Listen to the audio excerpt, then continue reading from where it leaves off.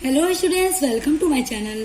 सो student, जैसा कि आप बीए थर्ड सेमेस्टर में आ चुके हैं और बीए थर्ड सेमेस्टर में जो आपका हिंदी गद्य है, नए सिलेबस जो आपका है एनईपी 2020 के अकॉर्डिंग, तो उसकी क्लास मेरे चैनल पर स्टार्ट हो गई है। मैं सभी यूनिट्स लगातार आपकी कंप्लीट करा रही हूँ, हर एक टॉपिक को सीरियल वाइज से कंप्लीट करवा रही हूँ और उसकी प्लेलिस्ट भी मैंने बना दी है। तो आप अपने सभी यूनिट्स को, पूरे टॉपिक को पढ़ना चाहते हैं तो आप मेरे चैनल पर विजिट जरूर कीजिएगा। उसके अलावा आपको मेरे चैनल पर English literature, medieval history, sociology सभी सब्जेक्ट की वीडियोस पढ़ने के लिए मिलेंगी अपने बीए थर्ड सेमेस्टर से रिलेटेड। तो देखिए, आज की वीडियो में मैं आपके लिए एक सॉल्व्ड मॉडल पेपर लेकर आई हूँ और कुछ महत्वपूर्ण प्रश्न है इस सॉल्व मॉडल पेपर के जो कि आपके एग्जाम में पूछे जा सकते हैं। मैं जब आपकी क्लास करा रही थी उसमें मैंने आपसे कहा था कि मैं आपके लिए मॉडल पेपर लेकर आऊंगी और आपको ऐसे क्वेश्चंस बताऊंगी जो आपके एग्जाम में पूछे जाते हैं और उनके आने के पूरे चांसेस होते हैं। तो वही क्वेश्चंस आज की वीडियो में आपको बताने वाली हूँ ताकि आप उनको तैयार करें और एग्जाम की तैयारी करना शुरू कर दें, क्योंकि आपका सेमेस्टर शुरू हो गया और जल्दी ही आपके एग्जाम भी स्टार्ट हो जाएंगे सभी यूनिवर्सिटीज में।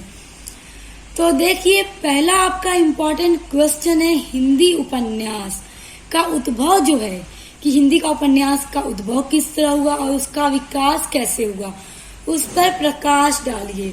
ये प्रश्न आपके लॉन्ग में पूछा जाएगा और जब लॉन्ग में पूछा जाएगा तो आपको उद्भव और विकास पूरा डिटेल में लिखना होगा।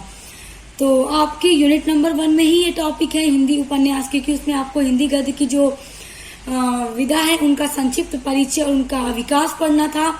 तो सब मैंने आपका करा दिया है। तो हिंदी का उपन्यास का उद्भव कैसे हुआ और उसका विकास किस युग में और हुआ, कौन कौन से लेखक थे जिन्होंने उपन्यास लिखा।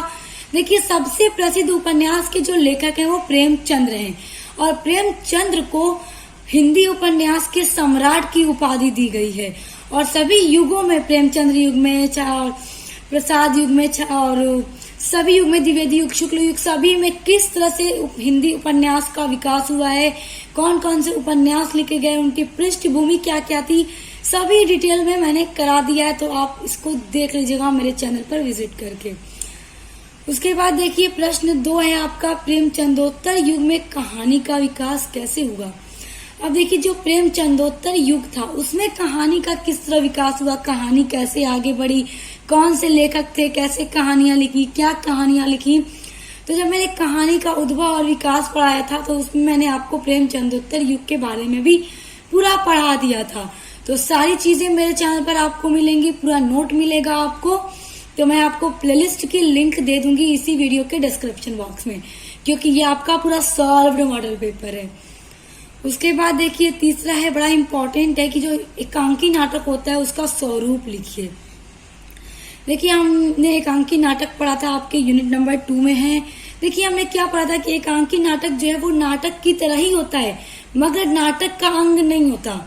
ये एक ऐसा नाटक होता है जो कि मतलब संक्षिप्त रूप होता है, जिसमें छोटे से नाटक में ही पूरा जो नाटक होता है वो समाप्त हो जाता है। जैसे अगर हम नाटक को देखें तो उसमें सीन 1 सीन 2 होता है ना, दृश्य होते हैं अलग अलग। तो एकांकी नाटक में ऐसा कुछ नहीं होता और मानव जीवन और व्यक्ति का चरित्र इसमें इस तरह के एकांकी नाटक में दिखाया जाता है। तो ये भी मैंने करा ही दिया है, आप देख लीजिएगा। उसके बाद देखिए, प्रश्न 4 है, हिंदी नाटक के विकास युगों के नाम तथा उनके विकास क्रम को बताइए। यानी कि जो हिंदी नाटक है वो किस किस युग में उसका विकास हुआ और उनके विकास का क्या क्रम था। तो देखिए, हिंदी नाटक के विकास क्रम का जो सबसे पहला युग था वो था भारतेंदु युग से पहले का युग, जो 1643 से 1688 ईस्वी तक चला था। उसके बाद आया था भारतेंदु युग। तो भारतेंदु युग में हिंदी नाटक का बहुत तेजी से विकास हुआ था। तो भारतेंदु युग 1867 से लेकर 1904 ईस्वी तक था। उसके बाद था उत्तर भारतेंदु युग, जो 1905 से लेकर 1915 ईस्वी तक था। फिर प्रसाद युग में भी हिंदी नाटक का बड़ा विकास हुआ था और वो 1915 से लेकर 1920 ईस्वी तक चला।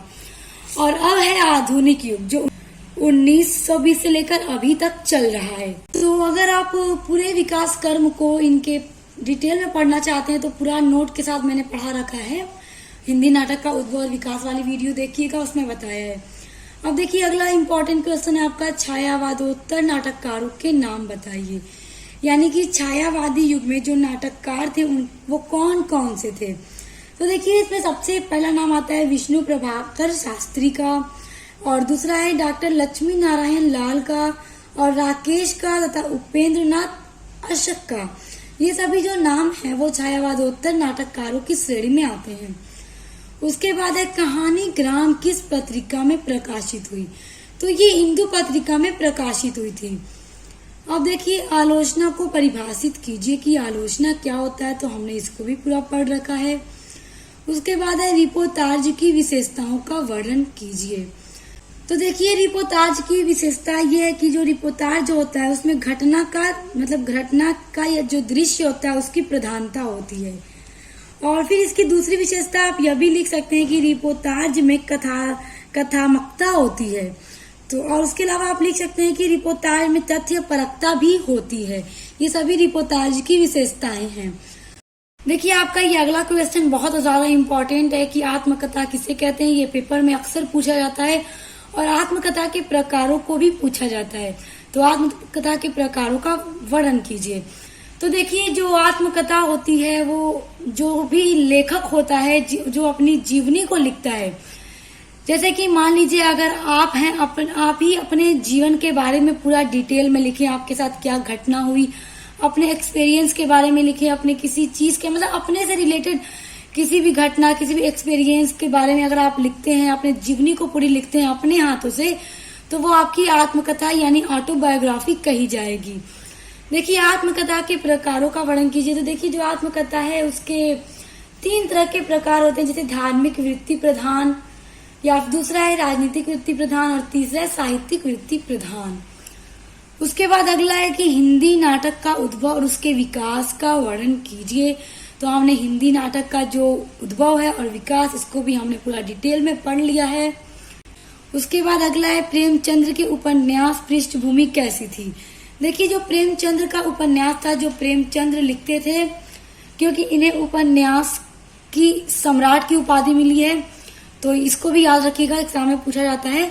देखिए जब प्रेमचंद्र का युग आया, जब इन्होंने उपन्यास को लिखना शुरू किया, तो कहा जाता है कि प्रेमचंद्र ने ही उपन्यास को मनुष्यों के जीवन के नजदीक लेकर आए। उन्होंने जो भी पृष्ठभूमि बनाई अपने उपन्यास की वो मानव जीवन से ही रिलेटेड थी, सामाजिक दुर्दशा को लेकर, सामाजिक परेशानियों को लेकर, लोगों की जीवन को लेकर, लोगों के चरित्र को लेकर, यानी मनुष्य के जीवन से रिलेटेड चीजों को ही उन्होंने अपने उपन्यास की पृष्ठभूमि बनाई। पृष्ठभूमि का मतलब ये कि उपन्यास की थीम, अपने उपन्यास की विषय किस चीज को इन्होंने बनाया। तो आई होप आप समझ गए होंगे। इसको भी मैंने कराया है, जब हिंदी उपन्यास कराया है तो उसमें आप लोग देखिएगा। उसके बाद ऐतिहासिक उपन्यास कौन कौन से हैं। तो उपन्यास जब मैं पढ़ा रही थी उपन्यास वाला टॉपिक, तो उसमें ऐतिहासिक उपन्यास भी मैंने पढ़ा रखा है। देखिए अगला ये जो क्वेश्चन है बहुत इंपॉर्टेंट है कि हिंदी की जो प्रथम मौलिक कहानी है वो कौन सी है। देखिए ये एग्जाम में जरूर पूछी जाती है, क्योंकि हिंदी की प्रथम मौलिक कहानी कौन सी है। तो जो पहली मौलिक कहानी है वो है एक टोकरी भर मिट्टी, जो कि 1901 में माधव राव स्प्रे के द्वारा लिखी गई थी, और इस कहानी को सबसे पहले छत्तीसगढ़ मित्र पत्रिका में प्रकाशित कराया गया। अब देखिए उसके बाद उसने कहा था, ये कहानी है, उसने कहा था कहानी के लेखक कौन है।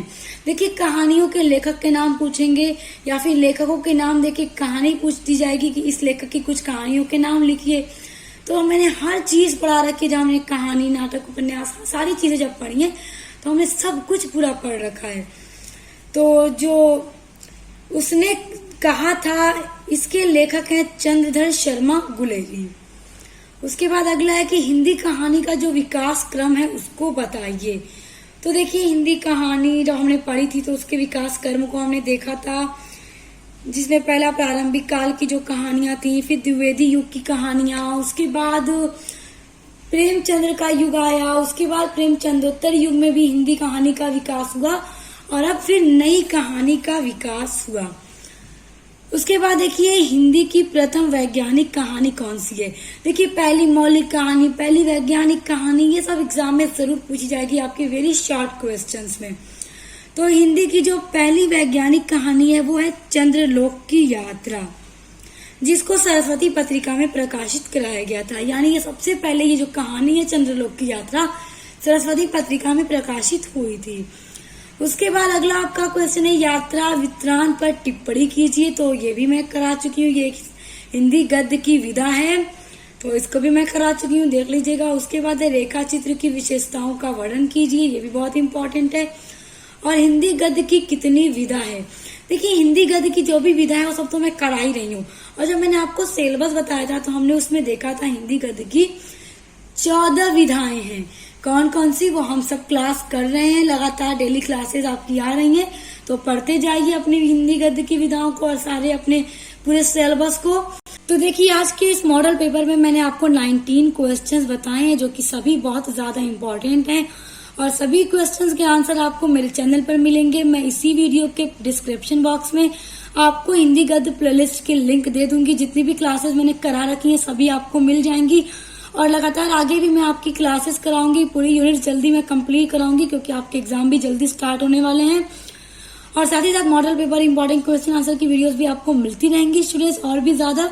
तो पढ़ना शुरू कीजिए, अच्छे से पढ़िए, अच्छे से एग्जाम की तैयारी कीजिए, अच्छे अच्छे मार्क्स लेकर आइए और मुझे फिर कमेंट करके जरूर बताइएगा कि आप, क्योंकि मुझे बहुत खुशी होगी कि मेरे स्टूडेंट्स आगे बढ़ रहे हैं, अच्छे से एग्जाम दे रहे हैं, अच्छे अच्छे मार्क्स लेकर आ रहे हैं। तो पढ़ने के लिए चैनल से जुड़े रहिए, सभी सब्जेक्ट को पढ़िए, हर सब्जेक्ट मेरे चैनल पर आपको दिया जा रहा है पढ़ने के लिए। तो अब मिलते हैं नेक्स्ट वीडियो के साथ।